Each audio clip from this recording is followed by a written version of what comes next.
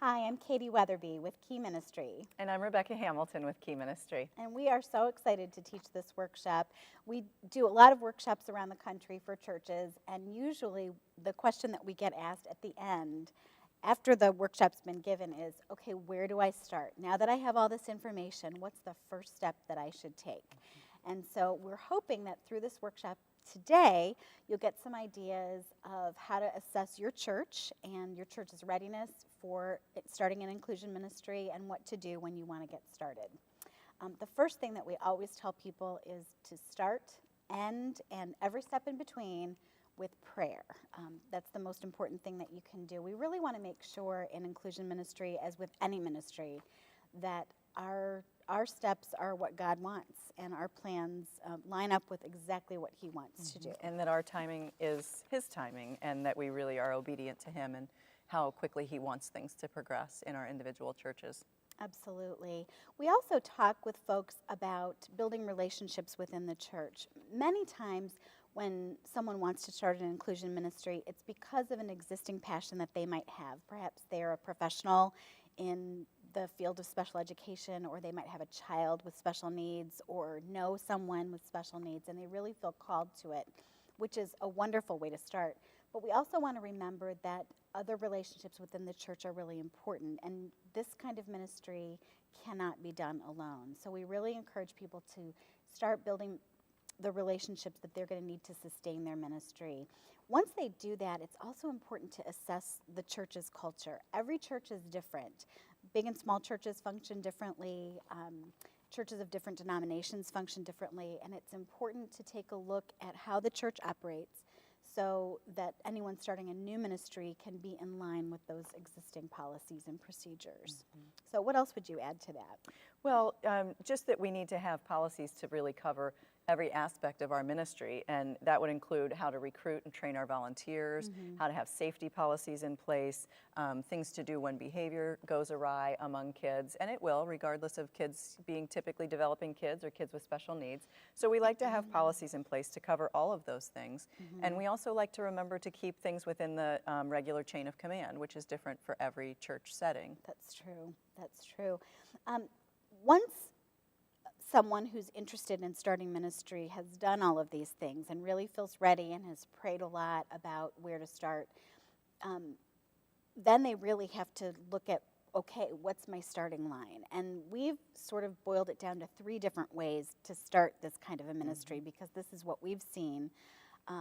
People either start with a program, and that often fits in with a larger church, where a lot of the church's functions are program-based. They might be outreach-based, where it's, again, a program, but it's specific to outreach. And then there's that last, oh, well, there's this one child type of situation. Right. And with the program approach, we find that it's a little more formalized. They might have a key, group of people working together who want to formally develop this program, present it to leadership, have their policies and procedures in place, get those approved.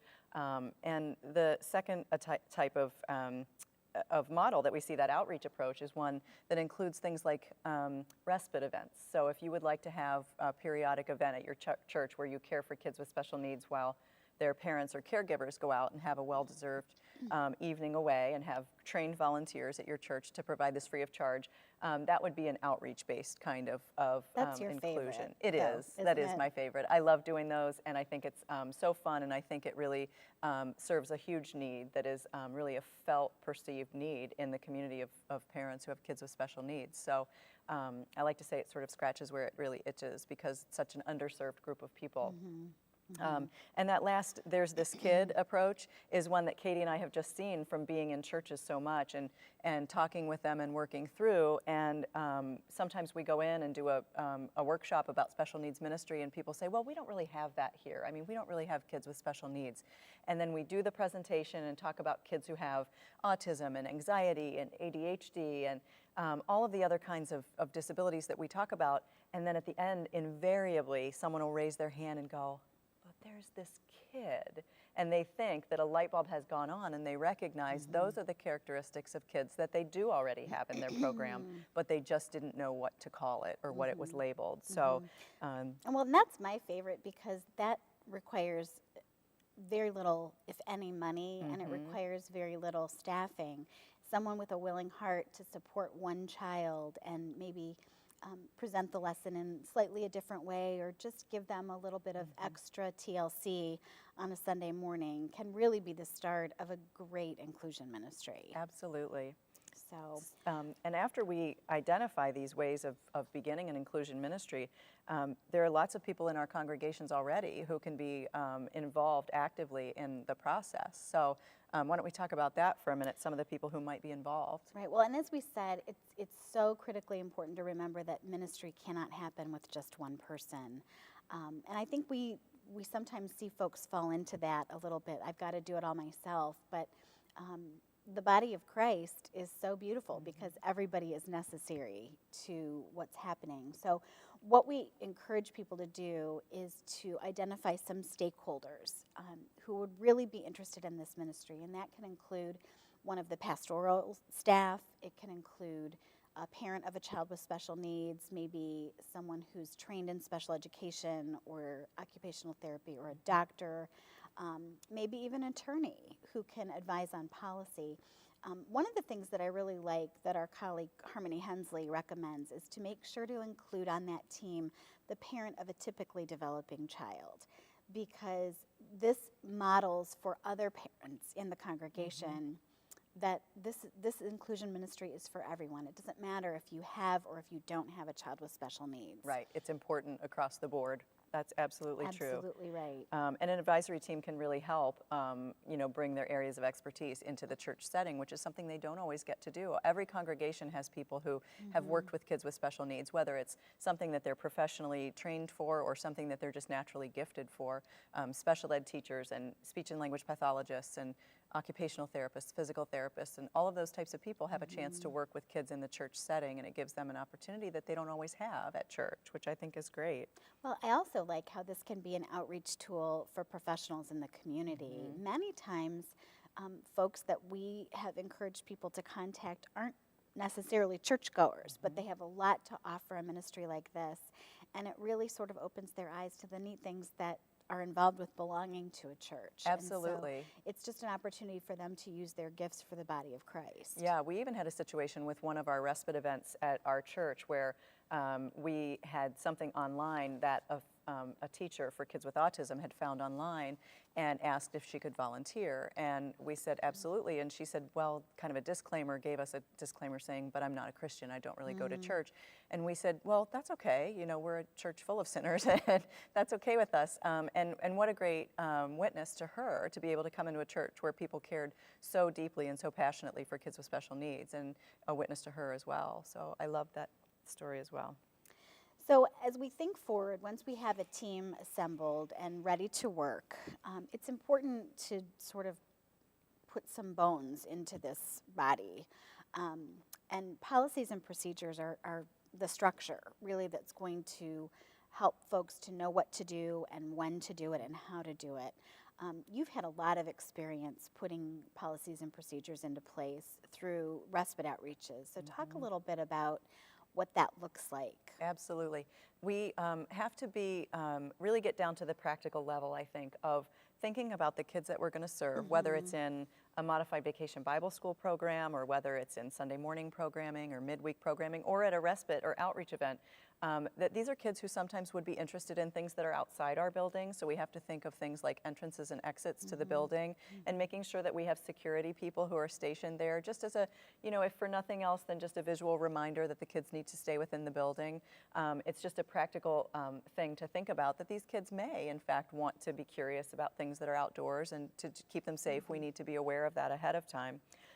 Things we call ministry in the light, so that is never being alone with a child in any area of the church. So if you have diapering or bathroom responsibilities, or a child who doesn't do those things independently, and you need to accompany or chaperone or even completely do those tasks for the child, that you need to be able to find another person, a floater within the building who can accompany you. And just keep an eye on things and make sure, which is just an added level of protection for the child, and for the parents of the child, and for the volunteers, and for the church as well. I've heard people say, well, these policies don't have to be so detailed. This is the church, and people should trust us. And that would be wonderful to be able to say that and know it for sure.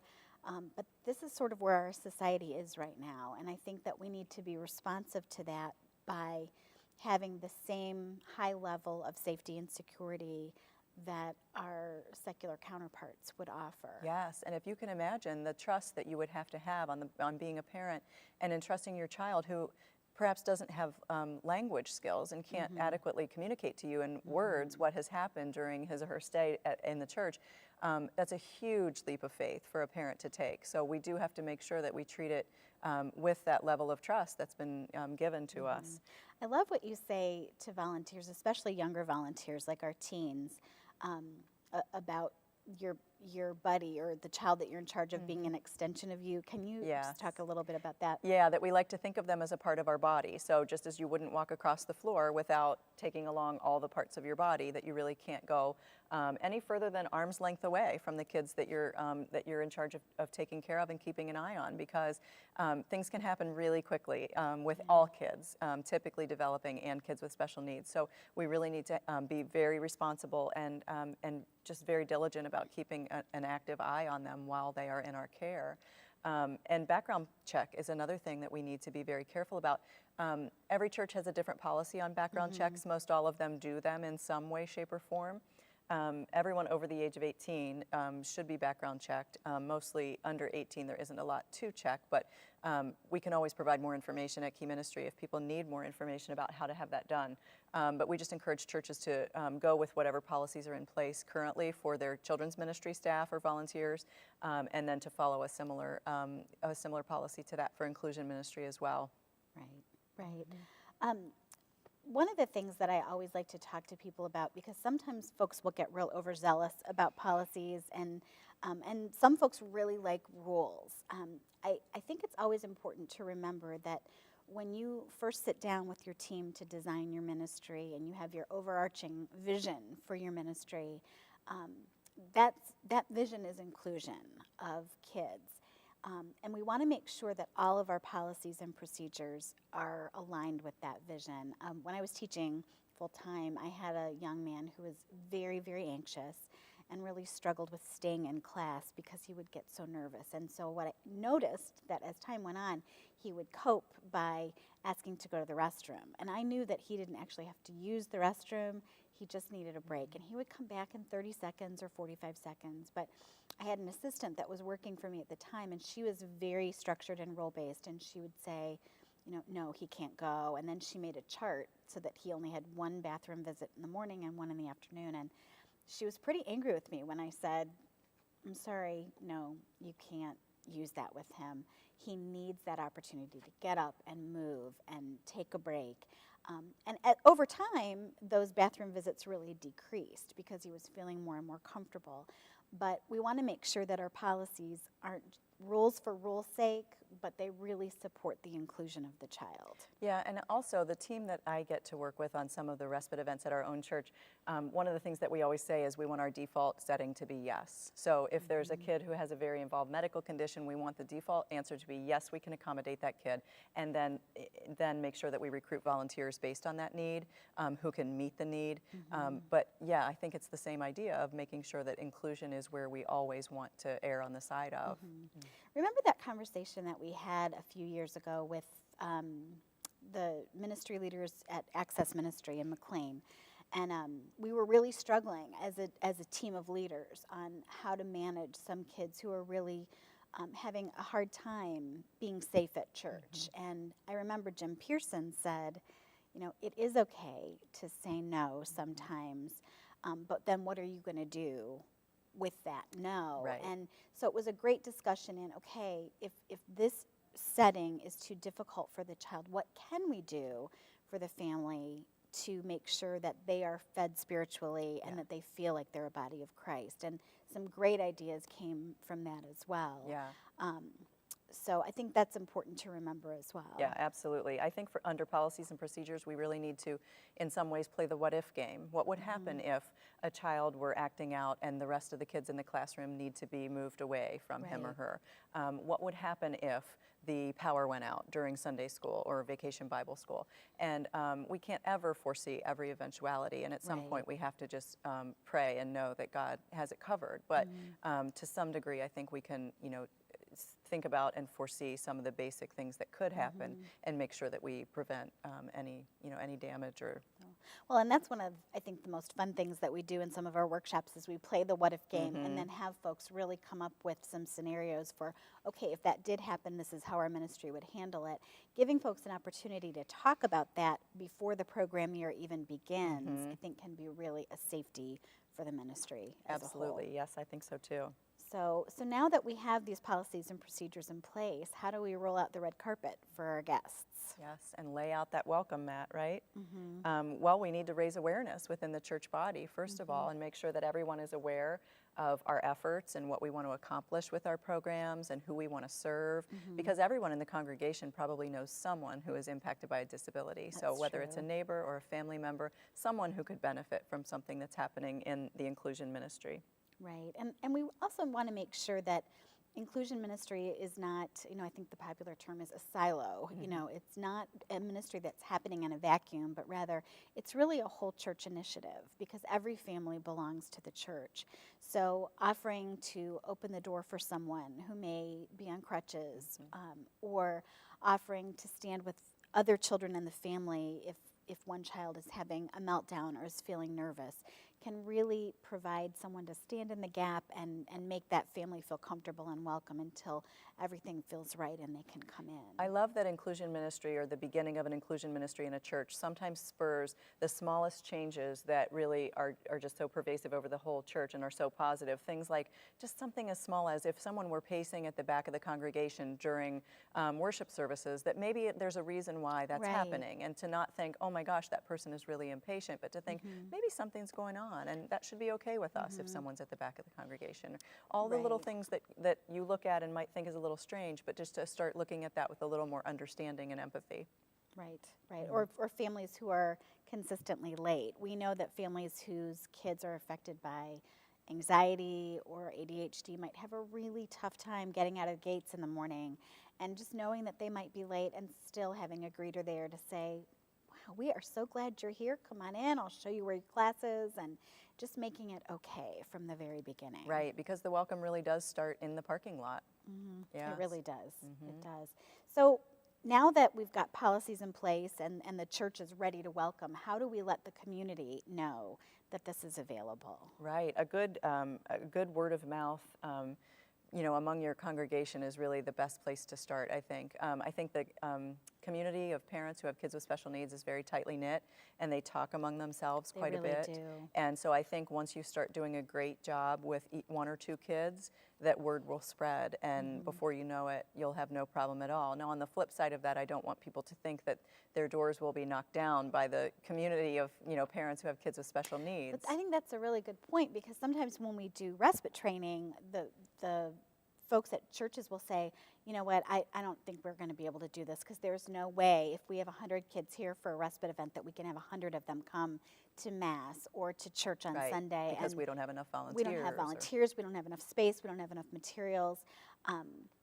And I think it's important for folks to know that there very likely will not be a stampede on Sunday morning. Yes. What has your experience been with that? The numbers that we've seen in terms of families who will attempt a Sunday morning worship experience following having attended a respite event or an outreach event at a church is about 25 to 40% of the families within maybe 12 to 18 months following an event might try to attend a Sunday morning worship.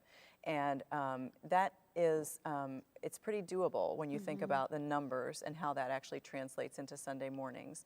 But it's something to keep in mind, because you want to get the word out, but then there are churches who are sometimes a little gun shy and say, oh, I have to be careful because we don't have that many volunteers to really support that. One of the ways that we've encouraged folks to get ready for the eventuality that people who are affected by disabilities might visit is to recruit some, we call them floaters, so that you've got extra folks on Sunday morning who are available. They might not be needed, but they might be.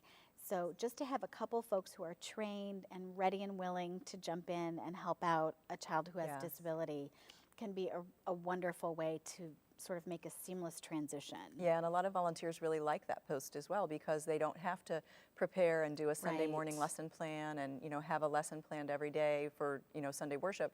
It's something on an as needed basis, and they just serve when they're really called upon to do it. So I think it's a really good position that volunteers like to do as well.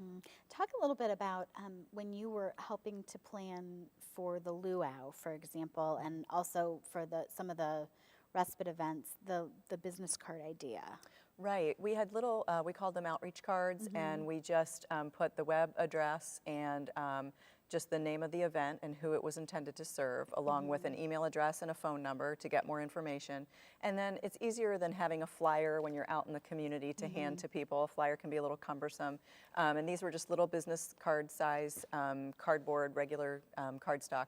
And it was a lot simpler to carry with you and to be able to hand to people to get information out about the event. So, and those are really inexpensive and easy to do on anybody's home computer as well, which makes it nice. I love that one story about the family that came to one of our respite events, and I was chatting with the mother, and this is a family who doesn't go to church. In fact, they are a Jewish family, and so they dropped the kids off. There's 3 of them, and then they headed out for dinner, and someone at the dinner, they met up with friends, and someone said, well, where are your kids? Because they knew how hard it was to get sitters for this particular family because of the special needs involved. And so the mom said, oh, well, our kids are at church. And all of the friends at the table, what are your kids doing at church?